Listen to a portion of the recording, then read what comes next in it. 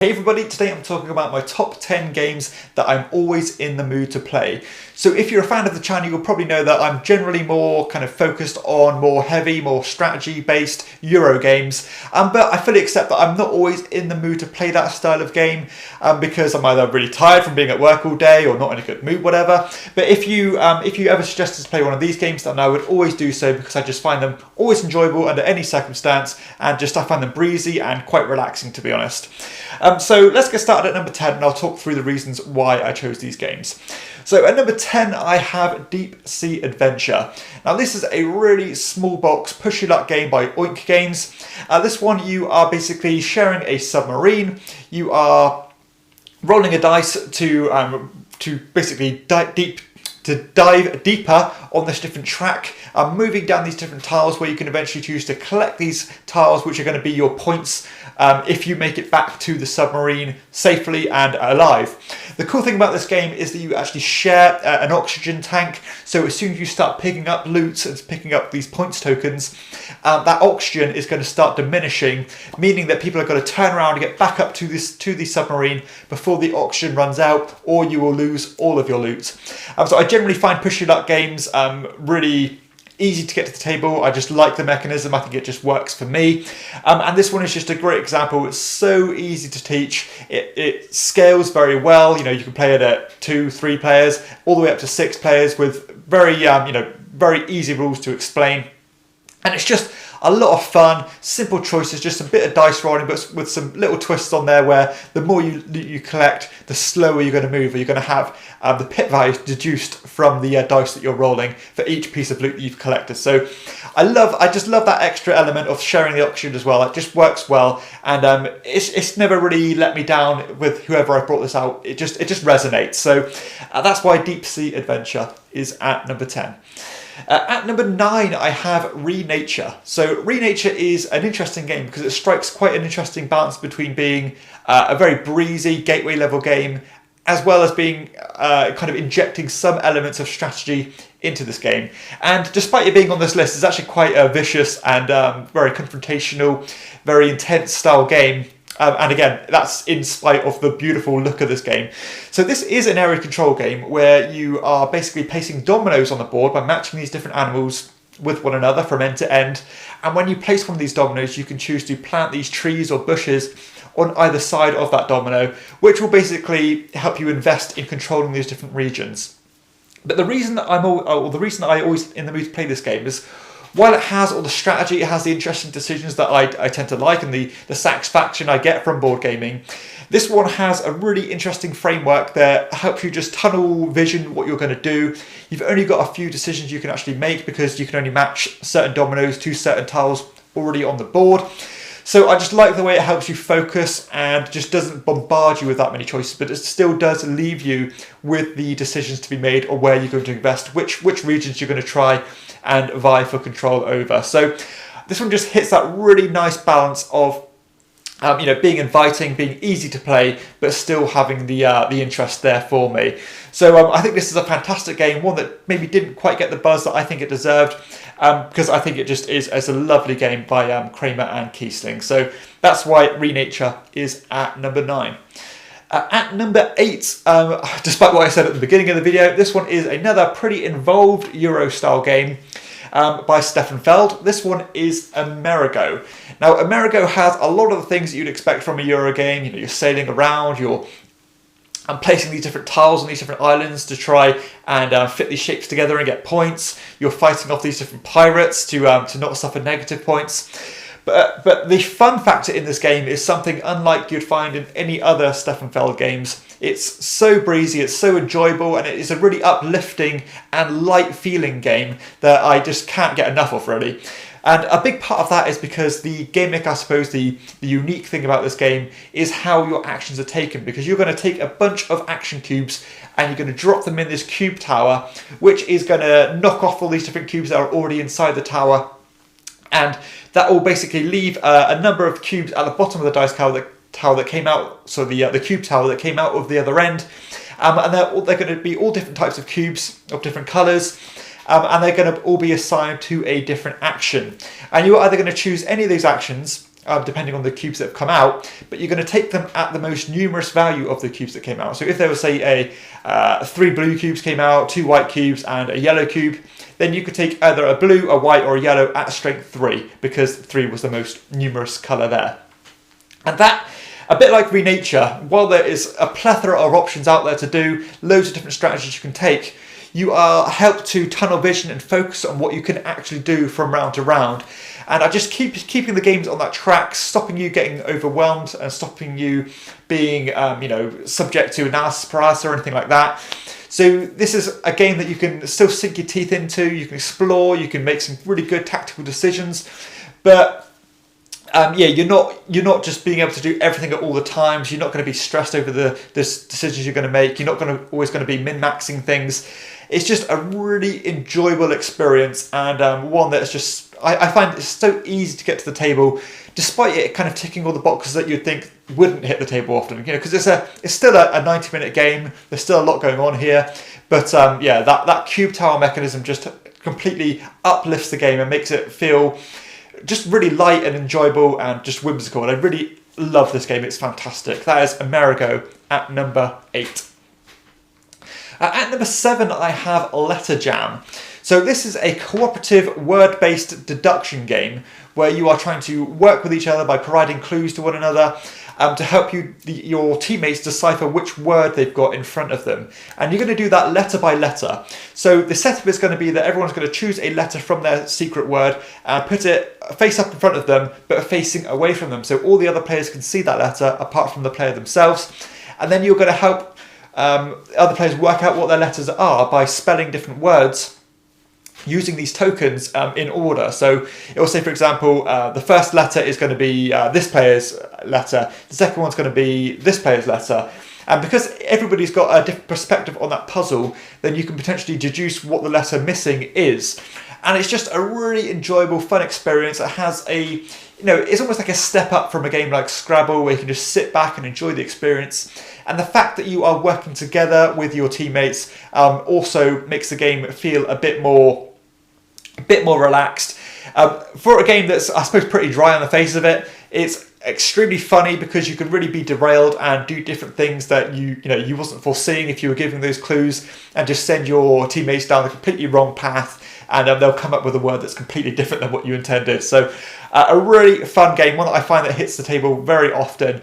And a big part of that is because not only everyone's always enjoyed it, it strikes a nice balance of just being thinky enough, but being simple enough to teach, and again cooperative, and just some interesting decisions, and just building some words together. And I think that makes a wonderful recipe for a lovely game. That is Letter Jam at number 7. At number 6, I have another deduction game. This one is Awkward Guests. Now, Awkward Guests is almost a Cluedo-esque style game, as you are trying to work out a murder mystery, by deciphering what the motive was, what the murder weapon was, who did it in the first place. But the reason or the method you're going to deduce who's doing these things and why they're doing them is using this card system. So you're going to draw these cards from this deck, and they're going to give you clues such as things like, the housemaid witnessed that this person moved from here to here, or this person was with this person, or this couldn't have been the murder weapon. You're always constantly ticking off your sheet, trying to narrow down who's done these things. And the reason why this is on this list is because I really do just sit back and enjoy the process of a game like this. It really is fascinating about how this game works. There are so many different combos and ways that the murder can be put together. And I love the replayability. I love just the process of working out who's done this. I'm not too bothered about winning this one. I just like working out and deducing the potential options. Definitely the best deduction game I've ever played. So that in its own right, the game is an absolutely masterpiece of a deduction game, one that I'd always advocate to deduction fans to check out. But I've always I found myself on many occasions, sat here, what am I in the mood to play? We're struggling to think of what we can play despite having loads of options. And you think, what, shall we just play Awkward Guests? And everyone's like, yeah, let's play Awkward Guests.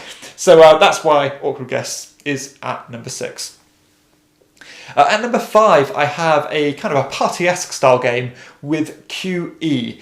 Now, QE is an auction-based game as you are bidding on these different industries. Everyone's going to have control of these different nations, and you are trying to acquire all these different industries to basically get set collection bonuses, not only by collecting the same type of industry, by collecting a diverse range of them. And this game has several twists in them. The first off being that you can bid whatever you want on these dry erase boards. You can write down whatever you want on there and to acquire the tile that you want to get your in-game scoring. But at the end of the game, whoever spent the most money is automatically eliminated from winning. So you can't just be gung-ho and just bid whatever you want, because you're going to be bankrupt and you're going to automatically be disqualified. But the cool thing about this game is that one person each time is almost going to know all the answers and know what everyone else has bid. So they've got a kind of a tally in their head, working out what all the other players have bid, and therefore know what they are capable of bidding and what they can afford to spend. A really fun game with some hidden depth here, and a bit like, again, some of these other games here, has a very light feel to it, a very party vibe, extremely easy to teach, some uplifting and fun moments, but still has some interesting decisions there, some depth, some strategy, and games like that always tick the boxes for me. And I love this one. I'm always in the mood to play it. Whenever I have 5 or 6 people over, I'll always suggest to play QE. So next up at number 4, I have Crossed Words. Now, Crossed Words is another party style game, as you have this grid, and on one side of the axis you've got a bunch of words, and on the other one you've got a bunch of words. And the idea is you're trying, or where these words intersect with one another, you're trying to think of something that associates those words together. So one might say, on one axis it might say red, and on one axis it might say maybe a cartoon character. So then you've got to think of a cartoon character who's red in that particular box. I think the reason this is on a list like this is a bit like Letter Jam. I just like thinking of things and like thinking of the answers of things. So it almost has that puzzly vibe to it. You can be really creative with this game.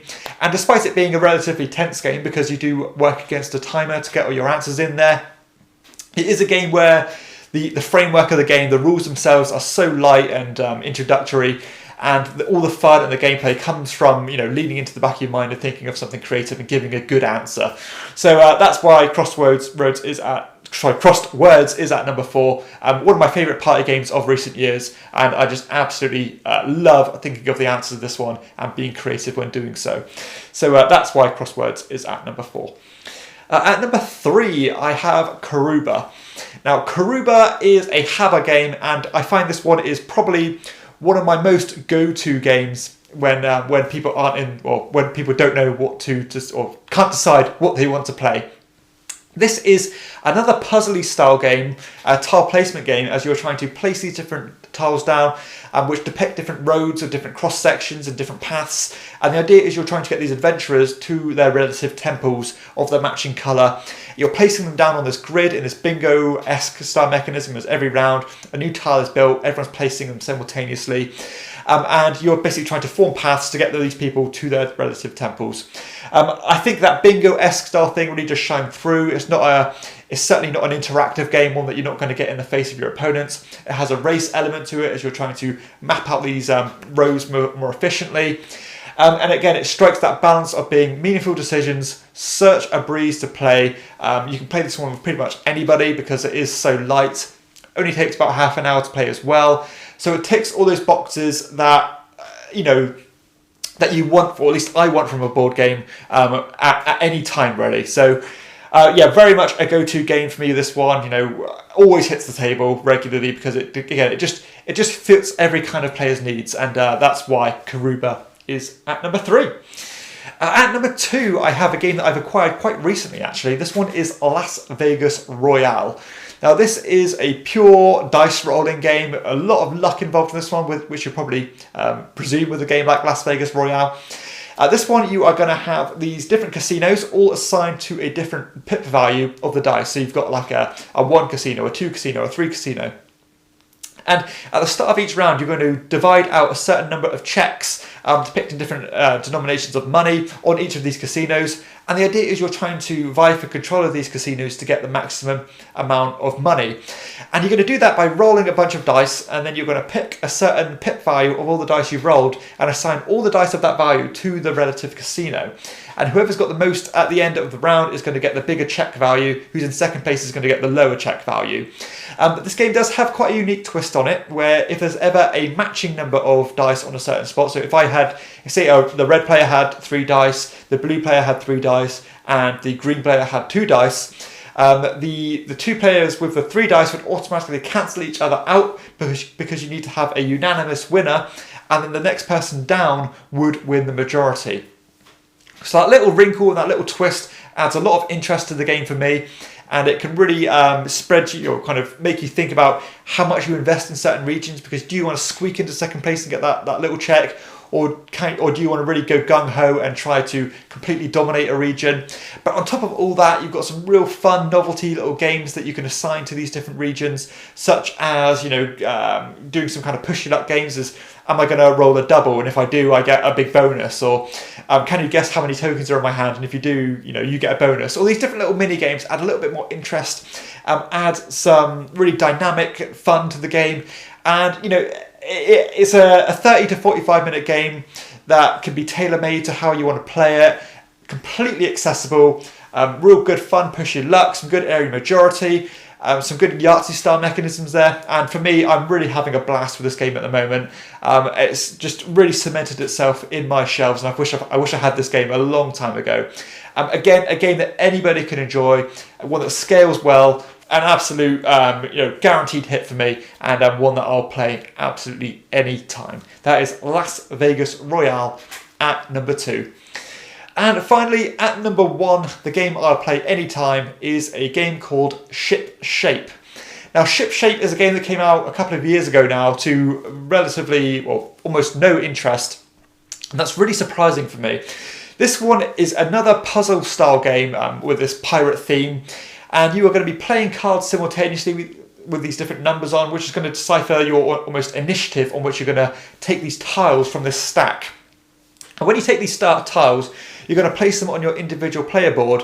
But the layout of these tiles is extremely interesting because they're almost like this frame with cut out sections, with some of those sections filled in, with these different resources on them. And the idea is you're trying to place them on your player board, trying to fill up all the gaps on your kind of hold, I suppose, or your cargo, trying to cover up all the negative points. You're trying to have all the gold showing. You're trying to have the maximum amount of cannons. You're trying to have the second most amount of contraband, because if you have the most contraband, you're going to score no points, but if you have the second amount, you're going to get all those points. So it's this constant puzzle as you're trying to map them out, trying to cover up certain symbols, trying to show certain symbols. And I find that stuff really satisfying. I find it really engaging. And this one is actually a game that I was relatively underwhelmed when I started with it. And the more I play it, the more I enjoy it. It really has crept up for me. And it's a game that I really do enjoy. I like to start gaming nights with this one. I think it does a real new take on a puzzle style game, simply because of that functionality of it. The physicality of the game is unlike anything else. Really nice production. I love this game. I think it is absolutely fantastic and is very much a hidden gem in terms of being a gateway game. If more people knew about this game, it would really take off, and I think word of mouth would spread. But yeah, really enjoying this one, and I don't see that changing anytime soon. And no matter what mood I'm in, I'll always play Ship Shape. So I hope you've enjoyed this top 10 list here, something a bit different. If you have, please hit like and subscribe to my channel, and check out my other videos too. Additionally, if you want to support the show, you can check out my Patreon page, and I'll leave the links below for that one. But for everyone else, I'll see you next time on Chairman of the Board. Bye.